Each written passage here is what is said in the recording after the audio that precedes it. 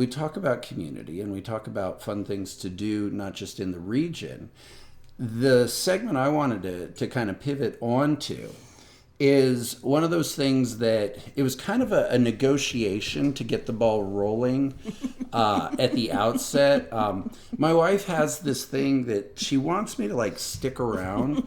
She doesn't want me to be dismembered or killed off anytime soon, which I guess is a good sign. At least until the kids are through the college and they have their first house. That's kind of my goal line. Is get everybody out the house through the college and have their first house. So in the future, then I can go maim myself. Yes. But the point is that we had a bit of a negotiation, but what I'm getting on to is scooters. We live in a region that's very well known for its roads, and we attract motorcyclists of all types. Those that love aggressive sport riding, those that love touring, those that love cruising. Auto clubs too. I mean, the roads automobile out here are clubs. Really well known. Yeah, we have just beautiful, stunning vistas, beautiful, stunning mountains, as well as just amazing roads that for people that love driving, love riding, it's some of the best in the country, and it attracts people from all over the country. I, though, took a kind of a different tack than what you usually see. And it's driven by my own personal background. Back in the early 90s, so as to date myself, I got into kind of scooters, but I was too poor to actually own one, so I'd talk with buddies, and if they let me ride theirs, I'd make the most of it. And so in a city, you learn how to ride a scooter. Wasn't licensed, but, details. Little thing, but you do get some experience, and I fell in love with Piaggio Vespas. Piaggio's an Italian company. They've been making Vespa scooters now, I don't know, since post-World War II. In essence, and they're just their own little cultural phenomena. People who may not know what I'm talking about, we'll get into the details of it, but the point is that they are in Europe very, very popular. In the States, much less so, because the cities and the distance to go from point A to point B in European countries, it's just much more accessible. And so having a smaller, more compact, less powerful two-wheel ride is wholly sufficient to get you to where you need to be.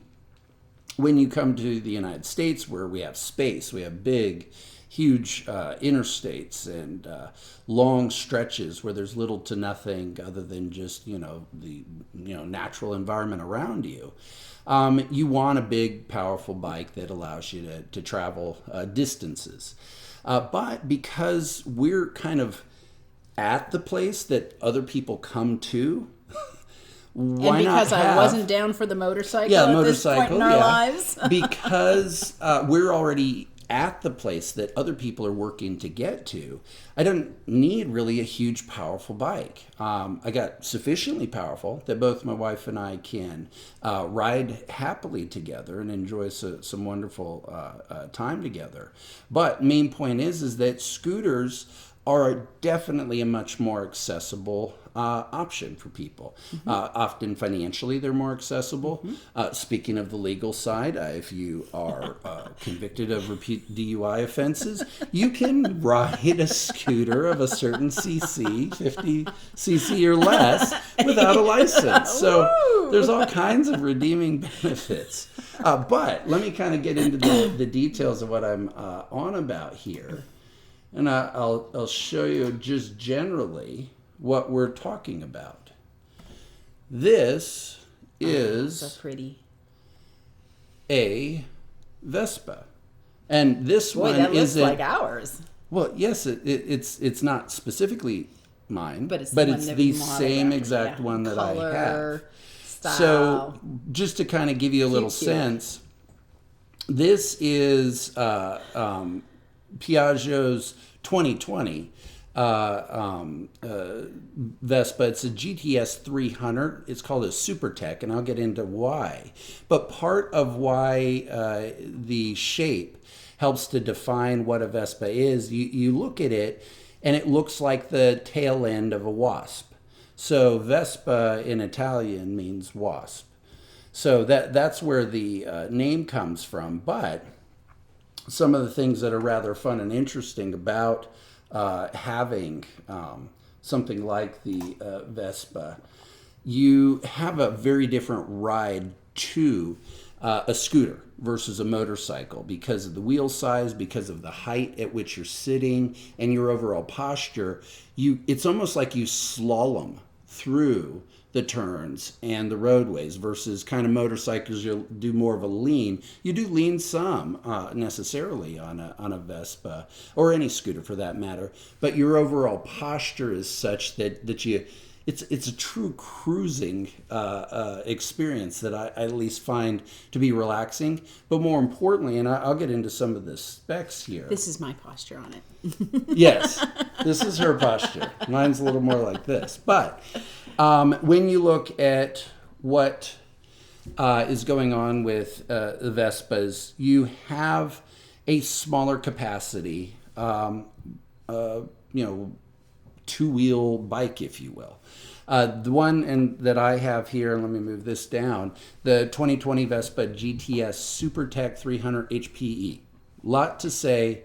At the end of the day, it's a tried and true Vespa. But these are single cylinder 4-stroke units. They're very quiet, very smooth. They don't rumble. They aren't rustling you. They aren't shaking your spine. They're liquid cooled. They have an electric start. They're very much a modern device now. For that purposes, they take premium fuel. Get 73.4 miles to the gallon in optimal conditions. You put 2 grown adults on it, that'll shave down some. But nonetheless, you have great range on it, 2.2 gallons. So, even on the best day, we just went and went. Let's say we're cut down to maybe 110, 120, miles as far as range. Well, in our region, goodness, that'll take you. That'll take you everywhere that you would want to be freely. Now we've got a question about the cost. What's the cost range? Low end and then tricked out all the way range. Well, I think a base model, and mind you, they're doing this new GTS SuperTech line, and I'll explain here why they call it a SuperTech. Let me actually go ahead one. The model that I'm working with here, as you can see, it actually has an LCD screen. So the SuperTech is the highest end version of the 300cc Vespas. The reason why I like this also, and the year that I got it, 2020, was the first year that it was available in the United States. The typical and traditional Vespas have a mechanical, speedometer, gauges, things that you would, traditionally expect to see. The cool part about having the LCD screen is that you can toggle through, get different information while you're cruising, but additionally, and this is the part that I thought was kind of fun, is you can sync it through Bluetooth with your phone.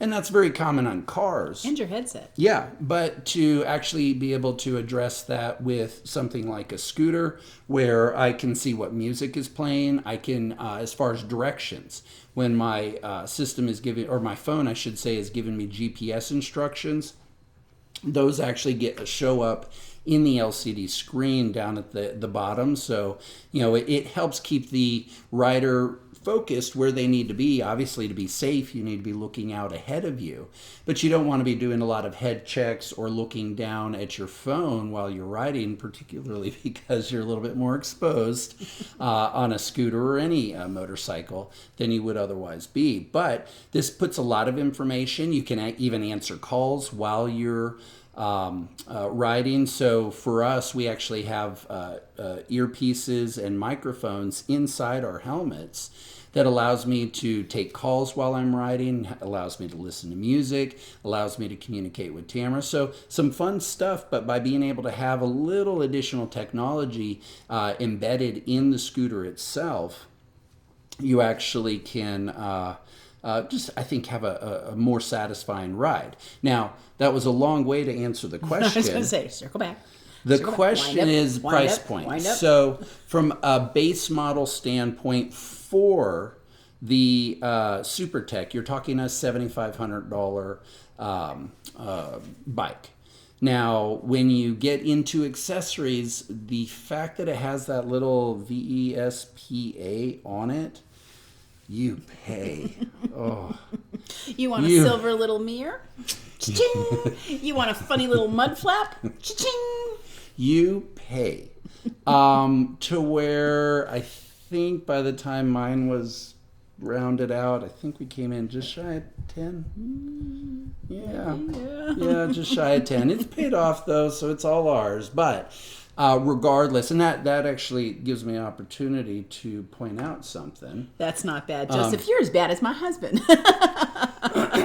Well, mine is lovely, and I actually let me pull up this image here. This is not mine, but it was nice because it was a ready image for me to reference. I actually have that little storage unit on the back of the bike, and as you can see, what's integrated into it is a backrest.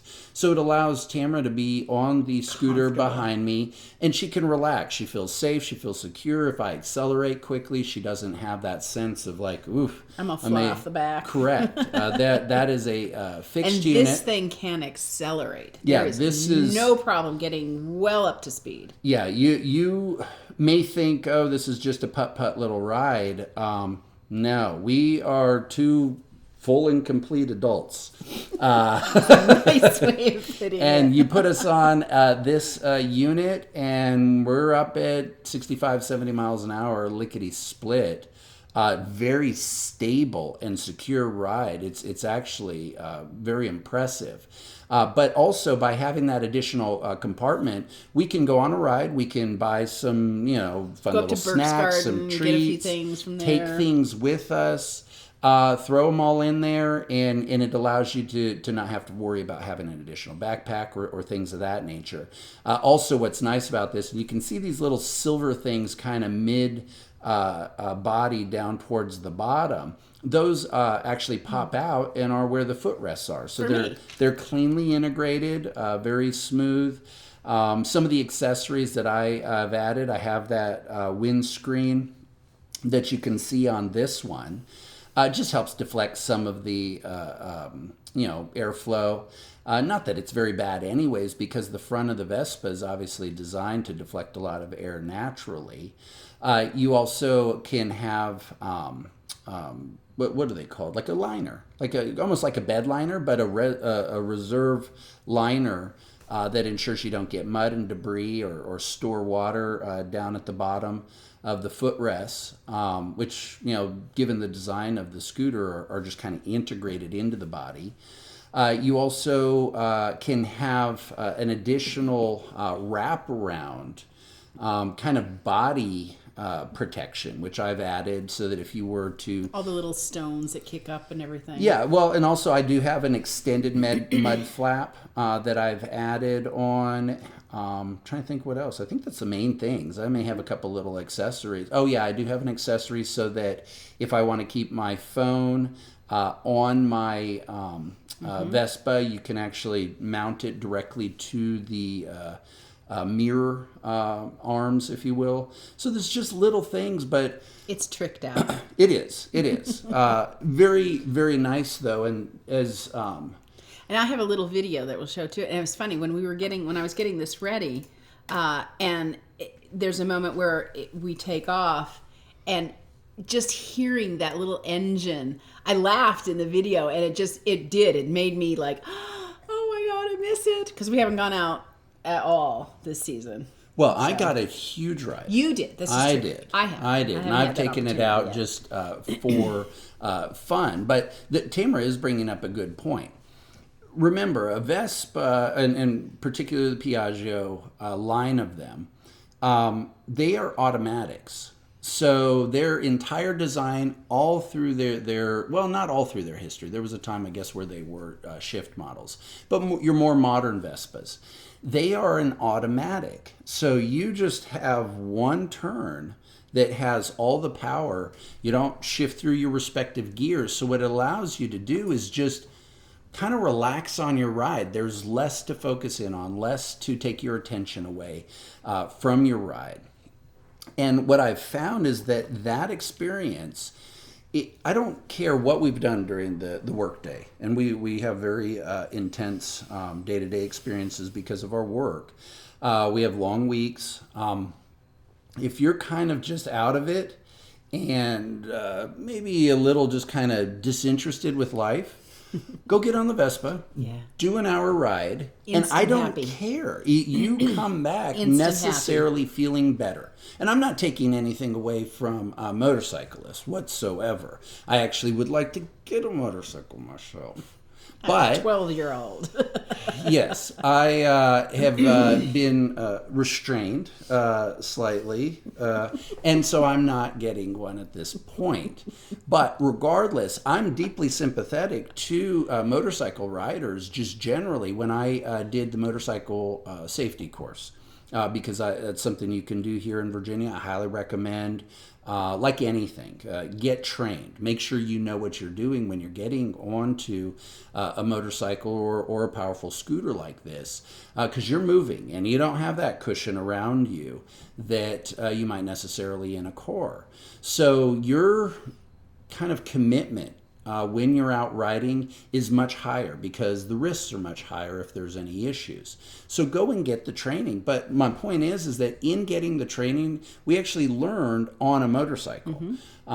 There are motorcycle safety courses that do teach you about not just scooters, but if you're into three-wheel trikes, things like that, you can go and get a course that's particular to what you're going to be riding. And you need a motorcycle license in order to ride this. Now, the whole DUI thing where you're like, well, you can ride this, that has nothing to do with it. You still have to have a motorcycle license. Not on the 50cc. Oh, really? Yeah, that's why so people like them. So they're small enough that you don't even have to have a driver's license. No, nothing. So yeah, there are some low-powered scooters that if you're in need, something to consider. Hopefully you're never in that position though.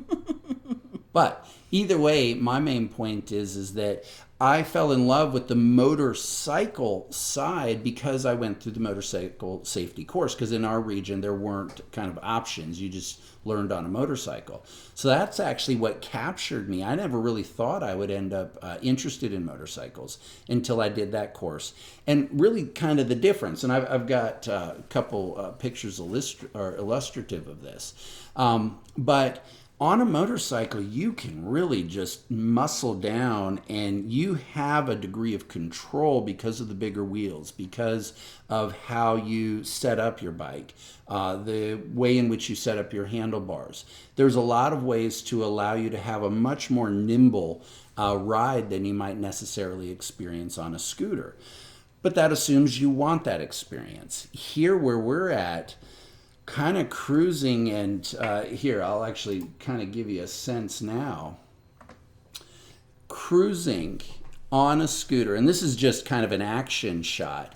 You can see you sit in a very kind of interesting posture, and you sit high. You're 31, 32 inches up as far as your seat height.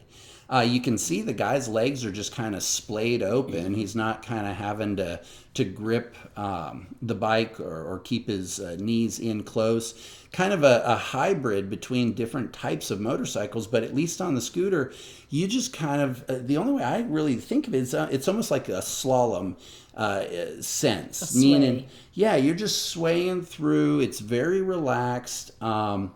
Not aggressive is really the only way, which is at odds with a lot of my personal temperament. But not mine. But not Tamara's. So for her, having me kind of constrained because of the nature of the ride itself allows her to relax. When allows him to relax too. Yeah, allows me. I don't have some death to not grip. Be like, which we're doing all day anyways. This is the moments to slow, sure, and to zen and relax. Yeah, but the death grip into my ribs. I can always tell if I'm going a little too fast. My ribs start to cave in because she's gripping me. And pulling me into it. I take that as a cue. I ignore it a lot of the time, but regardless, at least gives me a sense. But that happens rarely because again, the experience is one that is so innately relaxing. Now, this I will show briefly. This is kind of the what you would call classic look. It doesn't matter if you've got an old, a new. That obviously the modern headlights they're LEDs, but seeing that Piaggio label, seeing that Vespa on the front with those classic handlebar look, something out of an Italian countryside. It does, but for me it was kind of an early sense of independence. Being able as a young person to be able to cruise around town. Even though, I may do it with just a friend or two, maybe there would be a couple of us if somebody else had their own Vespa as well, and I was, riding with them or somebody was letting me ride. It's just one of those kind of defining things that kind of, in a way, for me, it was more important to have the experience with the Vespa than I did with the automobile, because the automobile, especially in a city, there's so much more of a commitment, where you're going to park, you're kind of detached in a way from your environment every time you get into it. Whereas being on a scooter, you pull right up to whatever building, you kick out the kickstand, run in, pile right back out, tear off the sidewalk and hit the street, and you're, cutting between traffic, potentially running lights. There's things that you just do that, I don't know, for some reason, the scooter experience and the scooter life, in a way, you just feel much more empowered. You're not having to wait around for the lights and the traffic and, okay, you pull up next. You're living your town in a very different way when you have the opportunity to see it from a scooter landscape. So it's just one of those things that once that kind of gets etched into you, and the freedom, like I said, is very important, especially as a young person. Sure. It never left me. Now, amazingly, it took me till I was in my early 40s before I could afford to, throw down for a scooter. But I got the scooter I wanted, and that's the best part. And I think the real feature is it was everything that I wanted it to be. It allowed me to kind of have an experience with my wife that, was very unique, something that we just couldn't readily do. We drive all over the place.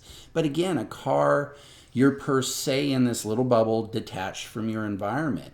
Whereas you're out riding, and this goes whether you're into scooters, motorcycles, the sensory experience is just so vivid. You smell the going from one turn into the next, the moisture in the air, the warm air to the cold air, just from one little area to the next. The smells, whether you smell a carcass on the road or a bunch of fresh flowers, you're there in your environment in a way that's, I think, exhilarating. Yeah. Play the video. Yeah, I will. I'm going to transition into that. Okay. This is my little thing. So, because, as I said before, we are in a destination place. We don't have to go somewhere far away. The Vespa's perfect. The range, the power associated with it. We're not known for our big straightaway runs. We're known for our curvy mountain passes that are just stunning, because you get up on a hillside around here and what you see around you. Just breathtaking. And as a little tidbit, and Tamara acknowledges this, the video is just the video. We didn't enhance anything. The colors you see, the vividness of the mountains, the vividness of the skies. On the back with my phone going like this. Yeah. So forgive the little bumps, but that legitimately this is what it is. This is the beauty of the region. So let me go ahead and get over to that. And let's check this out.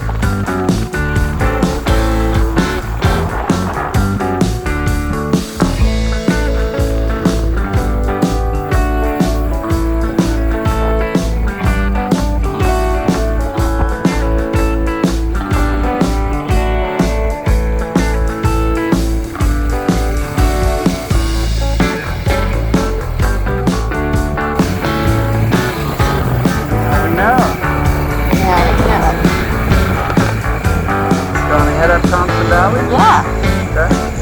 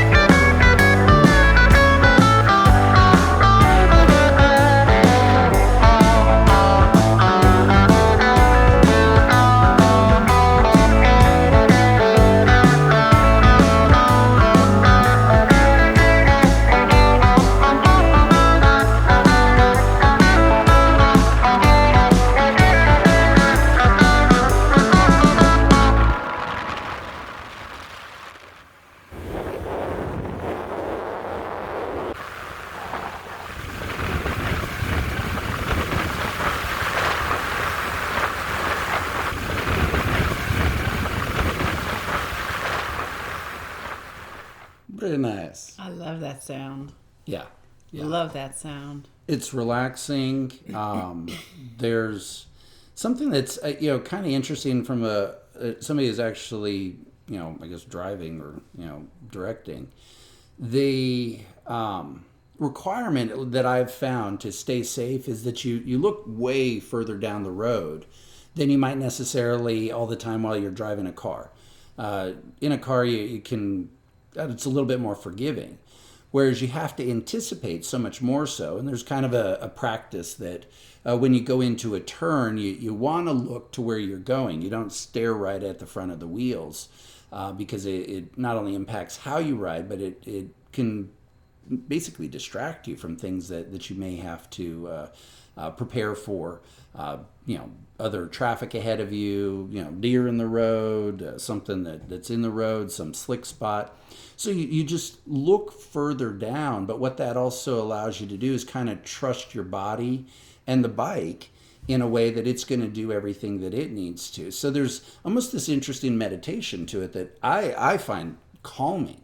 When your mind's just moving all day long and you're expected to just pivot into some new thought, some new discussion, communicate interesting ideas in a way that is compelling.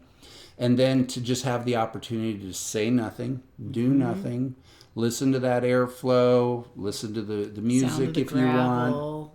Yeah, all of it. Of the air, the birds. Yep, every bit of it. It's just so calming and something that if you haven't ever gotten a chance to get out and ride, totally would recommend it. Again, I'd absolutely. I think it would be folly to think that you can just figure it out when it comes to riding. So clearly, take a course. Take a course. It's in your interest. It's in your safety. Didn't they just hand you your license at the end of it too? When you successfully complete it, you've earned your license. Well, what you do is because of how it's set up, by taking and successfully completing the course, it functions as kind of an interim license that you then take to the DMV to get your primary, right? Your little card. But there's no further tests or no. It's not like typically you would go read a book, do a riding test, kind of like same thing you did with your license. But when you go through a motorcycle safety course, because of how much more training is involved and how stringent they are in ensuring that you can safely operate that motorcycle before you leave the premises with them. The DMV has confidence and faith in what it is that they provide and allows you to leave there on site with a full-fledged license. And you have to go and obviously immediately take that information. But the DMV, as soon as you turn that information in, will issue your license with no further questions. The actual motorcycle safety course itself does have its own exam, not just a riding competency exam, but a written exam as well. But you spend the day learning about some of the important safety tips on the road, but more importantly, you're hearing from more experienced riders than yourself. So they're taking their knowledge and just cramming it into you and putting all these great little nuggets that have allowed them to safely ride for years. So why wouldn't you want to know those things out the gate yourself? So it's good, it's worth it, but great fun. A little bit of an investment, but like anything, there's financing. So you too can ride a bike, and especially given the economic climate that we're in now, even at the time I was getting mine, what did we pay? 0.0? Yeah, almost no interest at all. Like it was less than a point. Yeah, less than a point. Well, less than a point. Not 0.9, or less than 1% interest. For 24 months. Almost free money in those things. Yeah. Basically, you just get to incrementally pay it off without having to fret over the interest accruing. That's all over the place right now. So you can get a new bike, you can get a new scooter, and immediately, have access to an experience that, if you've never done it before, wholly worth it. And more importantly, if you live in this region, why would you not take advantage of something that's literally there for you every single day? But people travel to come see and people enjoy. Travel to come and experience it. And I will say, I've driven around roads here for years and years. It's part of my work that I have to go and meet people, go to homes, talk to folks, go see where maybe some issue occurred in their lives, law enforcement interactions. And so I've ridden certain roads umpteen times. It wasn't until I got on a bike that it was like, what is that? It's the same road, but because of where you're at and the proximity of things to you and the change in your perspective, you see your community in a very, very different way, and you see things in your community that but for getting on a bike, you never would have noticed. So I'm putting my 2 cents in for you to consider a scooter because it is so accessible. It's just, that's your big move to go through your respective power band.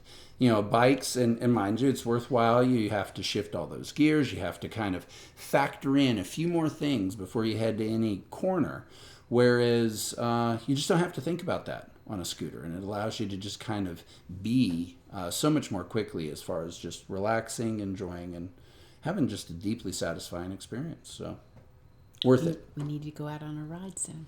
Yes, before it gets too chilly. I'm not one of these people that's like, you see them out there, it's like sleet. Yeah, no. And they're bundled With the beautiful up. fall colors changing, might be a perfect time. Yeah, absolutely. So we should get out, do a fresh ride, and maybe just circle back and share the video. Yeah. Now that we've kind of laid a little bit of a foundation about how fun getting out on a scooter can be. Yeah. So. Okay. I think that's it for us tonight. Yeah, I think so. A few things. Do subscribe, share. Do look out during the week, because if you are either late or we have technical difficulties and you miss something about our stream, the streams are interesting because sometimes the bandwidth can be Wild West. Yeah, it can be a little less than ideal. Sometimes the audio, I forget to hit a button. Sometimes the video just drops out. But at least when you circle back during the week, you can get a full produced version of what we're doing. We take the best, of what we do here in the live presentation and package it a little bit more cleanly. So you can just learn about Vespas if you want to just learn about Vespas. Correct. Or you can come with me on the coffee tour. Yeah, definitely let other people know what we're trying to do. It's fun. We're very eclectic in certain respects. I don't know. It'd be good to get some feedback. Do folks feel like we're jumping like all over the place with different topics? Or is that part of the fun? Having us look at a lot of different things? Or would you prefer that we kind of narrow our focus onto certain areas that are of interest to you? So don't be shy, though, is the whole point. Be engaged. leave comments. Let us know what works, what doesn't, things you'd like to hear about. Okay? All right. But that's it. have a good evening. Thank you. Night. Bye-bye.